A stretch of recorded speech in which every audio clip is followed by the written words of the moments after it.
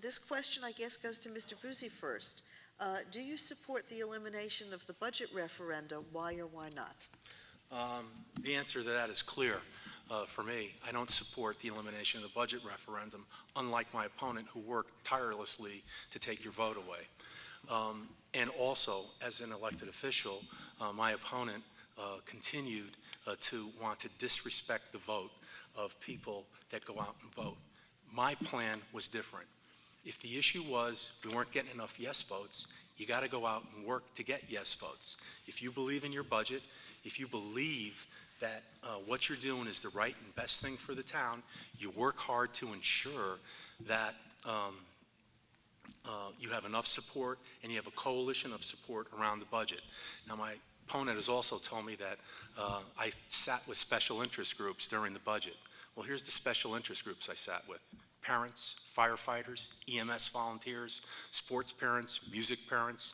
I sat with anybody, friends of the library. I sat with anybody to pass the budget that wanted to work to pass a reasonable budget. That's my job. Mr. Vavrek. The people have spoken overwhelmingly to keep the referendum system, and that was a past Monroe JC, and that creed was the government is a law of laws rather than not of men.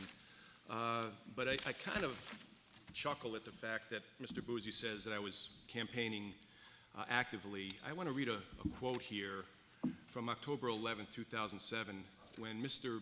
Buzi was the chairman of the Massic Renovation Expansion. He urged Selectmen at the time, none, to minimize further reductions in both the education and municipal budget. It doesn't take long for infrastructure to go down. This town is going to keep growing. If we cut now, we're going to pay for it later. That's what I was trying to say. And before he even brings it up about the wanting me to trust the elected officials over the people, when you run for an office, you want people to trust you. And I guess what he's saying is the trust the elected officials doesn't matter, but we have to sit down and talk to the people too. But we sit through hundreds of hours in this budget, and we know what we're doing, elected officials. It's time to trust us a little bit. That's time. Any rebuttal? Sure. You know, when the voters speak, I listen.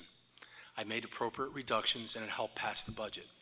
If you go the route Mr. Vavrek wants to go, you'll be voting in July. You have to get some resolution on the budget. You have to listen to people, and you have to ensure that you can get a budget passed. And you may have to take some hits up front with some larger reductions than you want, but the end game is we've passed budgets 2 times and 3 times, and this year, over 3 times, and this year was one of the worst years to pass a budget, and we did it in pretty quick time. Anything further, Mr. Vavrek? I'm just saying that in previous years, now, and when he was quoting me, it was 8 or 9 years ago. I have a lot of recent things where my opponent and a lot of elected officials said the same thing. Put the budget back as is because there were solid budgets.